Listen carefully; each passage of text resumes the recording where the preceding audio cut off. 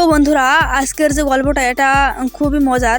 এক অংশ থেকে এক ঘটনা থেকে আরেক ঘটনায় খুবই একটা ভালো এমনভাবে গল্পটাও হয়েছে, খুবই একটা ভালো গল্প। একবার এক ইঁদুর লক্ষ্য করলো যে বাড়িতে ইঁদুর মারার ফাঁদ পাতা হয়েছে। সে খুবই ভয় পেল। ফাঁদটি অকেজ করার জন্য সে ওই বাড়িতে থাকা মুরগির সাহায্য চাইল। মুরগি ঘটনা শুনে জবাব দিল, ফাঁদটি আমার কোনো ক্ষতি করতে পারবে না, অতএব আমি এখানে কোনো সাহায্য করতে পারবো না। মুরগির কাছ থেকে এই উত্তর শুনে ইঁদুর খুব দুঃখিত হলো এবং ছাগলের কাছে গিয়ে সাহায্য চাইল। ছাগল ফাঁদের কথা শুনে বলল, ওই ফাঁদ বড়দের জন্য নয়, আমি এখানে তোমাকে কোনো সাহায্য করতে পারবো না। ছাগলের কাছ থেকে একই উত্তর শুনে দুঃখিত হয়ে গরুর কাছে এলো ইঁদুর। সব কথা শুনে গরু বলল, ইঁদুরের ফাঁদ আমার মতো বড় প্রাণীর কোনো ক্ষতিই করতে পারবে না।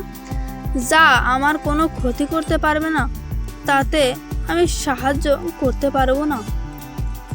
ইঁদুর শেষ পর্যন্ত নিরাশ হয়ে তার ঘরে ফিরে এলো। রাতের বেলা বাড়ির কর্ত্রী অন্ধকারের ভেতর বুঝতে পারলেন যে ফাঁদে কিছু একটা ধরা পড়েছে।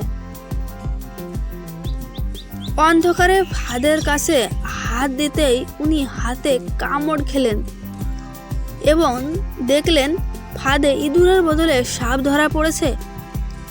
তার চিৎকারে কর্তার ঘুম ভাঙল। তাড়াতাড়ি ডাক্তার ডাকা হলো।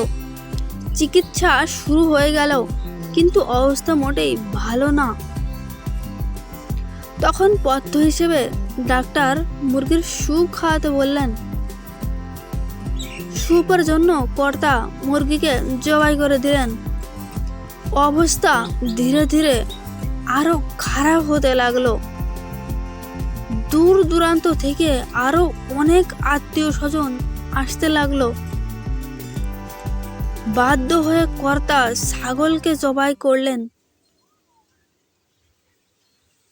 তাদের আপ্যায়ন করার জন্য। আরো ভালো চিকিৎসার জন্য অনেক টাকার দরকার হতে লাগলো। অবশেষে বাড়ির কর্তা তাদের গরুটিকে কসাইখানায় বিক্রি করে দিল।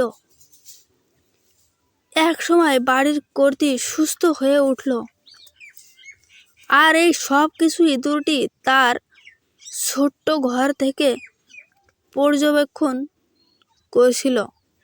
তো বন্ধুরা, এই গল্পটা একটা শিক্ষণীয় বিষয়, যে এটা থেকে শিক্ষা দিয়ে যায় যে কোনো জিনিসই ছোট মনে করতে নেই। এখানে যে গরু ছাগল এরা কেউই ইঁদুরকে সাহায্য করতে চায়নি।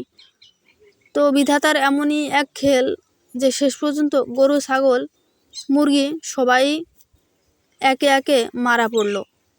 এখান থেকে শিক্ষা নেওয়া যায় এটাই। তো বন্ধুরা, যদি গল্পটি ভালো লেগে থাকে তাহলে Story2.0 চ্যানেলটিকে সাবস্ক্রাইব করে এভাবে বেল আইকন অল অপশনে সেট করে রাখবেন, যেভাবে স্ক্রিনে দেখানো হয়েছে। আর গল্পটা একটা লাইক করতে পারেন। ধন্যবাদ।